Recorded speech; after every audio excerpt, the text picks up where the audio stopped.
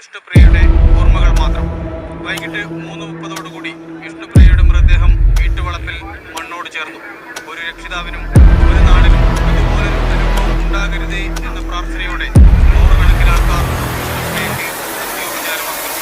കണ്ണൂർ 22 अक्टूबर 2022 केरल का एक छोटा सा विलेज पानूर।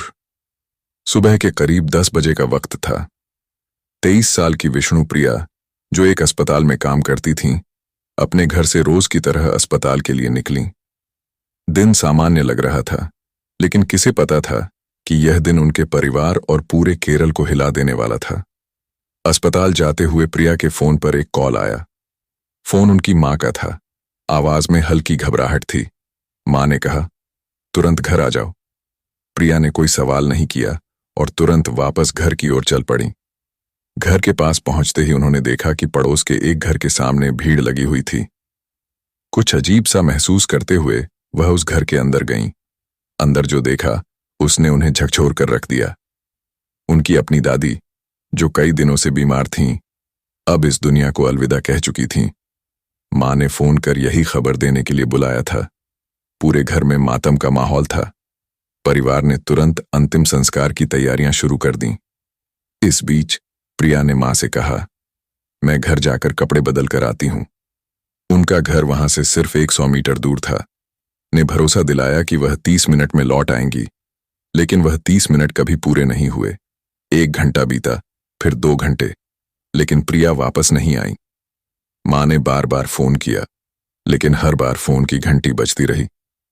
मां ने सोचा, शायद प्रिया फोन साइलेंट पर डालकर सो गई होगी। चिंता बढ़ने लगी। आखिरकार मां और कुछ रिश्तेदार प्रिया के घर की ओर चल पड़े। लेकिन वहां जो मंजर उनका इंतजार कर रहा था, वह ऐसा था जिसे शब्दों में बयां करना भी मुश्किल है।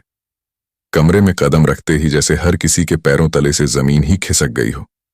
वह दृश्य जो सामने था इतना भयानक और हिलाने वाला था कि न सिर्फ उस परिवार को, बल्कि पूरे केरल को झकझोर कर रख दिया। हर एक आंख में खौफ और दिलों में डर का सन्नाटा छा गया। आखिर प्रिया के साथ ऐसा क्या हुआ था? उस कमरे में ऐसा क्या था जिसने हर किसी के रोंगटे खड़े कर दिए? आज की इस वीडियो में हम इस सनसनीखेज और दिल दहला देने वाले मामले की हर परत को खोलेंगे, जिसने 2022 में पूरे केरल को हिलाकर रख दिया। तो बने रहिए हमारे साथ, क्योंकि ये कहानी आपको रातों की नींद उड़ा सकती है।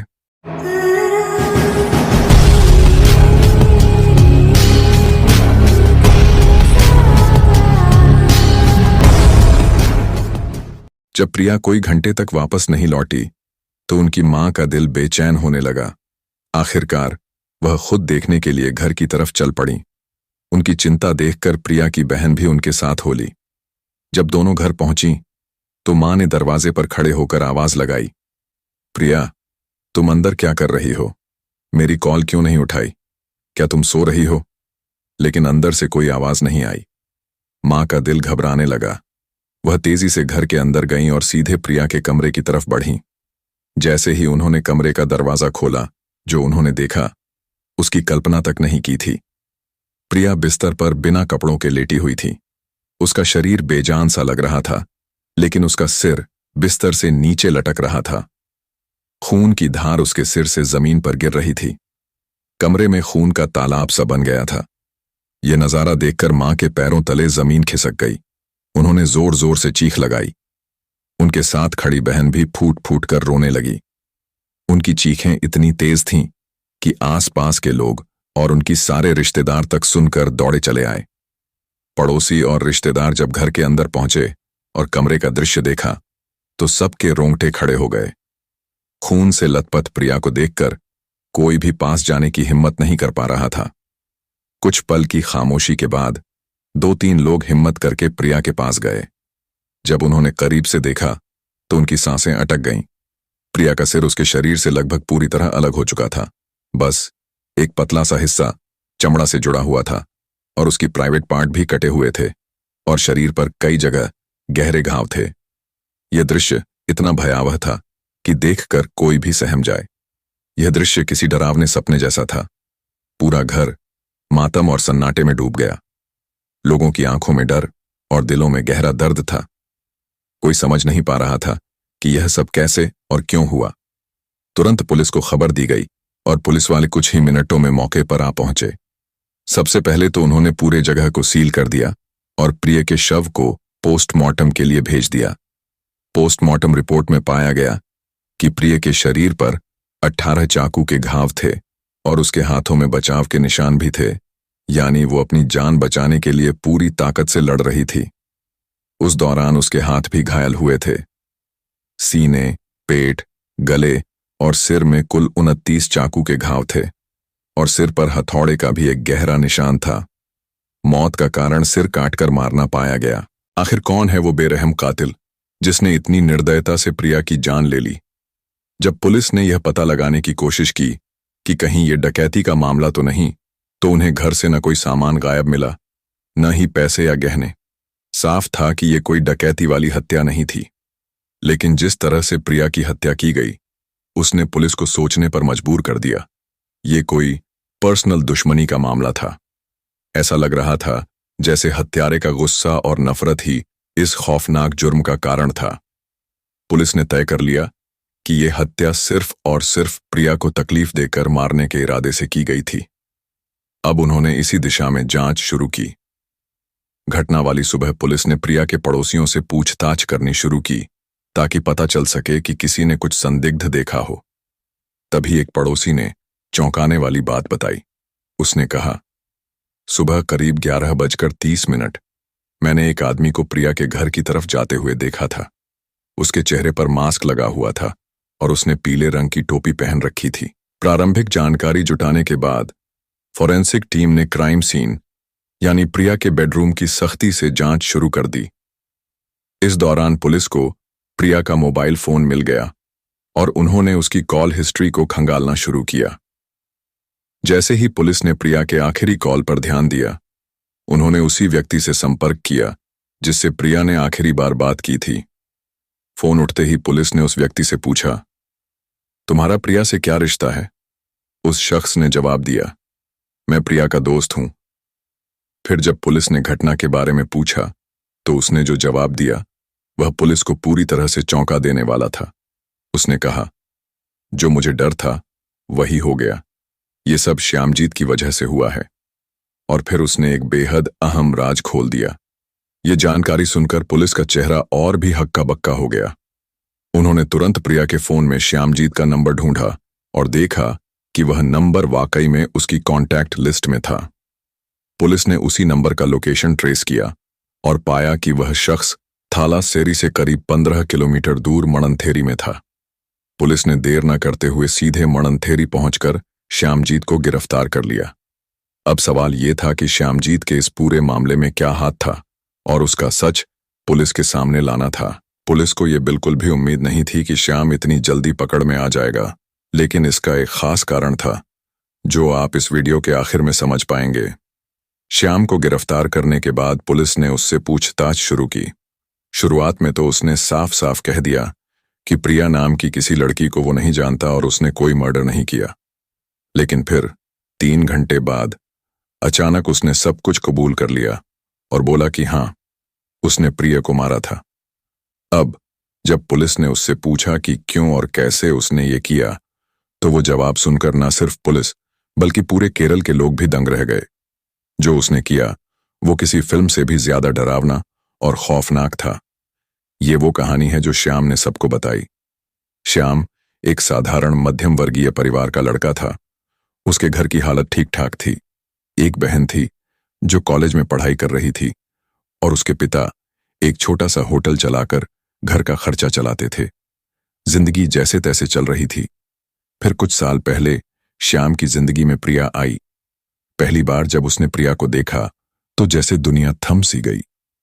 दोनों की मुलाकातें शुरू हुईं, बातें बढ़ीं और कब ये दोस्ती प्यार में बदल गई किसी को पता ही नहीं चला। उनका प्यार बिल्कुल नई कहानी जैसा था, खूबसूरत, बेफिक्र और सपनों से भरा। लेकिन कहते हैं ना कि वक्त के साथ हर चीज बदल जाती है। जैसे दूध ज्यादा दिन तक रखा रहे तो खट्टा हो जाता है, वैसे ही उनके रिश्ते में भी खटास आने लगी। शुरुआत की मिठास धीरे धीरे गायब होने लगी। छोटी छोटी बातों पर झगड़े होने लगे। प्यार जो कभी उनकी जिंदगी की ताकत था, अब तनाव में बदलने लगा।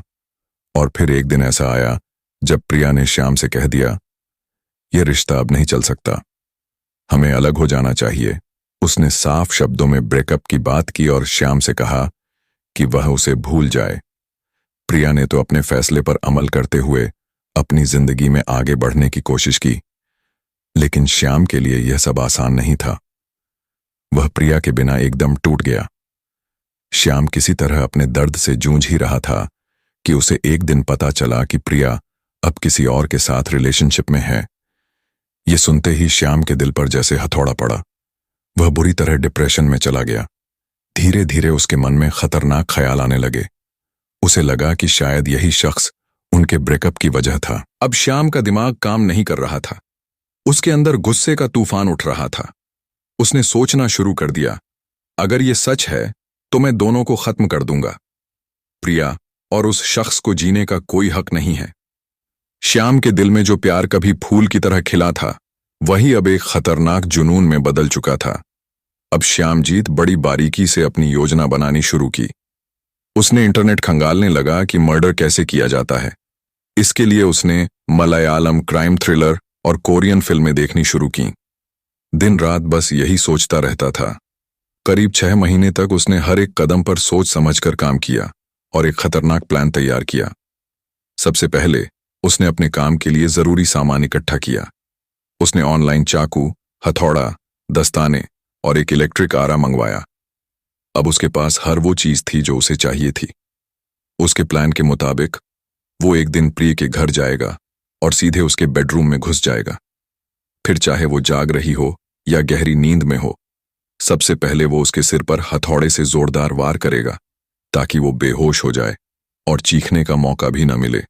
जब वो बेहोश हो जाएगी तब वो उसे बार बार चाकू से मारने की सोच चुका था, लेकिन उसने अपना प्लान बदल दिया और सोचा कि वह प्रिया को सिर्फ घायल करके छोड़ देगा ताकि वह कहीं चल फिर न सके। लेकिन दोस्तों, आखिर ऐसा क्या हुआ जिसने उसे प्रिया को जान से मारने के लिए मजबूर कर दिया? इसका रीजन आपको वीडियो के अंत में पता चलेगा। वो बस सही दिन और सही मौके का इंतजार कर रहा था और फिर वो दिन आ ही गया। 22 अक्टूबर की सुबह श्याम ने अपने बदले की आग में जलते हुए आखिरी कदम उठाने का फैसला कर लिया। उसने सारे हथियार एक बैग में भरे, बैग को अपने कंधे पर लटकाया, उसके ऊपर एक टी शर्ट पहनी और फिर एक ढीली फुल स्लीव वाली टी शर्ट डाल ली ताकि कोई उस बैग पर शक न करे। चेहरे पर मास्क और सिर पर पीले रंग की टोपी पहनते ही वो किसी प्रोफेशनल किलर जैसा लगने लगा। पूरी तैयारी के साथ श्याम बदले की उस अंधेरी राह पर निकल पड़ा। उसने अपनी बाइक प्रियंका के घर से करीब 500 मीटर दूर पार्क कर दी और पैदल ही आगे बढ़ने लगा। जैसे ही वो प्रियंका के घर की तरफ बढ़ रहा था, पड़ोस में रहने वाले एक आदमी की नजर उस पर पड़ी। मास्क पहने और अजीब तरीके से चल रहे श्याम को देखकर वह आदमी शक करने लगा। उसने तुरंत श्याम को रोक लिया और पूछा, तुम कौन हो और कहां जा रहे हो? श्याम एक पल के लिए घबरा गया क्योंकि उसने ऐसी कोई स्थिति की उम्मीद नहीं की थी, लेकिन उसने अपनी घबराहट छुपाते हुए प्रियंका के घर की तरफ इशारा किया और बोला, उस घर का टीवी खराब है, उन्होंने मुझे बुलाया है, मैं इलेक्ट्रिशियन हूं, ठीक करने जा रहा हूं। पड़ोसी ने उसकी बात मान ली और उसे जाने दिया। श्याम धीरे धीरे चलकर प्रियंका के घर के सामने पहुंच गया। वहां खड़े होकर वह सोचने लगा कि प्रियंका घर में अकेली होगी या किसी के साथ। उसने यह भी सोचा कि कहीं वह अपनी नानी के घर तो नहीं गई होगी, लेकिन फिर उसे याद आया कि उसकी नानी का कुछ समय पहले देहांत हो चुका है। इन सवालों और कश्मकश के बीच श्याम परेशान हो गया। उसने तय किया कि पहले घर के अंदर जाकर किसी कोने में छुप जाएगा, लेकिन फिर उसके मन में ख्याल आया कि अगर किसी ने उसे घर के अंदर देख लिया तो उसकी पूरी प्लानिंग बेकार हो जाएगी। इन तमाम सोच विचारों में फंसा हुआ श्याम डर और घबराहट में घर के बाहर ही यहां वहां चक्कर काटने लगा। वो रास्ते में चल रहा था, तभी उसकी नजरें घर के बाहर पड़ी एक जोड़ी चप्पलों पर पड़ीं। उसे लगा ये शायद प्रिया की चप्पलें होंगी, तो उसने तुरंत सोचा प्रिया तो अंदर ही होगी। बिना किसी से बात किए उसने सीधे सामने वाले दरवाजे से न जाकर पीछे के दरवाजे से घर में घुसने का फैसला किया। घर के अंदर कदम रखते ही वो सीधा प्रिया के कमरे की ओर बढ़ा। जैसे ही कमरे के पास पहुंचा, उसे प्रिया की आवाज सुनाई दी। वो वहीं रुककर कमरे के दरवाजे के पास खड़ा हो गया और मास्क हटाकर अंदर झांकने लगा। श्याम जैसे ही कमरे के अंदर आया, जो उसने देखा उससे उसका गुस्सा 7वें आसमान पर पहुंच गया। उसकी आंखों के सामने का नजारा उसे प्रिया को मारने लिए मजबूर कर रहा था। श्याम ने देखा कि प्रिया बिस्तर पर उल्टी दिशा में बैठी हुई थी और उसने कपड़े नहीं पहने थे, और वह वीडियो कॉल पर किसी से बात कर रही थी, और स्क्रीन पर वही शख्स दिखाई दे रहा था जिस पर श्याम को पहले से शक था कि वह प्रिया के साथ रिलेशन में है। यह दृश्य देखकर श्याम का गुस्सा और भड़क गया। ठीक उसी वक्त प्रिया पलटकर श्याम को दरवाजे पर खड़ा देख हैरान हो गई। उसे समझ नहीं आया कि श्याम यहां क्या कर रहा है। शौक में आकर प्रिया ने अपना फोन उस वीडियो कॉल वाले व्यक्ति की ओर घुमा दिया और कैमरे में श्याम को दिखाते हुए बोली, श्याम चिट्टा आ गए हैं। प्रिया और उसकी नया बॉयफ्रेंड श्याम के साथ मजाक करने लगे, जिससे श्याम का गुस्सा 7वें आसमान पर पहुंच गया। श्याम ने एक पल में ही अपने बैग से हथौड़ा निकाला और प्रिया के सिर के पीछे वार करना शुरू किया। प्रिया के हाथ से मोबाइल छूटकर नीचे गिर गया और कॉल वहीं डिस्कनेक्ट हो गई। प्रिया तो जैसे डर से पत्थर बन गई थी। वह दर्द से चीखने लगी, लेकिन श्याम पर जैसे पागलपन सवार था। उसने एक बार नहीं, बार बार हथौड़े से प्रिया के सिर पर वार किया। प्रिया को दर्द सहा नहीं जा रहा था, लेकिन वह कुछ कर भी नहीं पा रही थी। फिर श्याम ने अपनी जेब से पहले से रखा हुआ चाकू निकाला और प्रिया के शरीर पर ताबड़तोड़ वार करना शुरू कर दिया। प्रिया ने बचने की कोशिश की, हाथों से खुद को बचाया, लेकिन श्याम कहाँ रुकने वाला था। उसके हाथों पर बचाव के घाव साफ दिख रहे थे। कुछ ही देर में प्रिया बेहोश हो गई, लेकिन श्याम का खौफनाक रूप यहीं नहीं रुका। उसने प्रिया के सीने और पेट पर कई बार चाकू से वार किया। उसके बाद उसने प्रिया का सिर बिस्तर से नीचे खींचा और पूरी तरह हैवान बनकर चाकू से उसका गला काटने लगा। चारों तरफ खून का सैलाब बहने लगा। पूरा कमरा खून से भर गया। सोचकर ही रूह कांप जाती है कि प्रिया ने उन भयानक पलों में कितना दर्द सहा होगा। वह तड़पती रही, चीखती रही, लेकिन श्याम पर जैसे शैतान सवार था। कुछ ही मिनटों में प्रिया ने दम तोड़ दिया और वह दर्दनाक मंजर हमेशा के लिए खत्म हो गया। प्रिया का नया बॉयफ्रेंड पुलिस को कॉल रिकॉर्डिंग सौंप दी, जो श्याम के खिलाफ एक मजबूत सबूत बनने वाला था। श्याम को 49 साल की सजा हुई। इसके साथ ही उस पर 2 लाख रुपए का जुर्माना भी लगाया गया। दोस्तों, प्यार में पड़ने से पहले 1000 बार सोचना चाहिए। किसी के साथ गहराई से जुड़ने से पहले यह जरूर समझो कि हर इंसान का असली स्वभाव समय के साथ सामने आता है। कई बार ऐसा होता है कि जिस पर आप भरोसा करते हो वही इंसान आपके सामने बदल जाता है। अब सोचो, अगर आपको उनके असली चेहरे का पता चल जाए और रिश्ता खत्म करने की नौबत आ जाए, तो क्या करना चाहिए? सीधा साधा जवाब है कि उन्हें अचानक छोड़कर मत जाओ। पहले बात करो, उन्हें समझाओ और फिर धीरे धीरे रिश्ते से बाहर निकलो। मैं ये बात तंजावुर सुप्रिया वर्मा केस के बारे में भी कह चुका हूं। अब एक और बात समझ लो, अगर आपने ब्रेकअप किया और फटाफट किसी नए रिश्ते में कूद गए तो परेशानी शुरू हो जाएगी। यही गलती विष्णुप्रिया के केस में हुई थी। प्यार हो या शादी, दोनों ही रिश्ते तेज धार वाले चाकू की तरह हैं। और एक जरूरी बात, खासकर लड़कों के लिए, अगर कोई लड़की आपको पसंद नहीं करती तो उसे परेशान मत करो। भाई, जब वो आपके साथ रहना ही नहीं चाहती तो उससे शादी करके क्या मिलेगा? और अगर जबरदस्ती शादी कर भी ली तो क्या वो आपके साथ खुश रह पाएगी? अगर कोई लड़की मना करती है तो इसे समझो। दर्द होगा, लेकिन कुछ वक्त बाद सब ठीक हो जाएगा। पर अगर आप बदला लेने की सोचोगे तो अपनी जिंदगी के साथ साथ अपने माता पिता की जिंदगी भी बर्बाद कर लोगे। तो मेरे प्यारे दोस्तों, इस मुद्दे पर आपकी क्या राय है? नीचे कमेंट में अपनी राय जरूर बताएं। तो दोस्तों, अगले वीडियो में मिलते हैं। तब तक के लिए धन्यवाद और ध्यान रखें। प्यार और रिश्तों को समझदारी से संभालें।